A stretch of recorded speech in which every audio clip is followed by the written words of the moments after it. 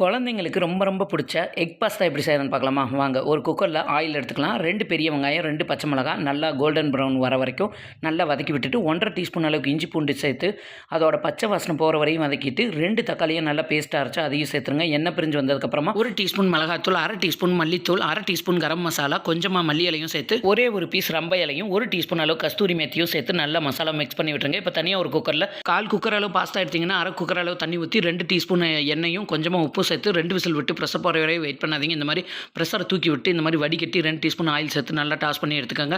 இப்போ ஒரு 3 முட்டையை கொஞ்சமாக உப்பு சேர்த்து நல்லா அடித்து முட்டையை சேர்த்துட்டு நல்ல முட்டை நல்லா வெந்ததுக்கப்புறமா வேக வச்ச பாஸ்தாவையும் சேர்த்துட்டு ஒரு 1/4 கப் அளவு தண்ணி சேர்த்து நல்லா மிக்ஸ் பண்ணி விட்டு ஒரு 5 நிமிஷம் சிம்மில் வைங்க. சூப்பரான எக் பாஸ்தா ரெடி ஆயிடுச்சு. வீட்டுக்கு கெஸ்ட் வரப்போ இந்த மாதிரி டிஃப்ரெண்ட்டாக செஞ்சு கொடுத்து பாருங்கள், சூப்பராக இருக்குதுன்னு சொல்லுவாங்க. இந்த ரெசிபி உங்களுக்கு பிடிச்சிருந்ததுன்னா உங்கள் ஃப்ரெண்ட்ஸ் அண்ட் ஃபேமிலிக்கு ஷேர் பண்ணுங்கள். மறக்காமல் நம்ம சேனலை லைக் பண்ணி சப்ஸ்கிரைப் பண்ணிடுங்க.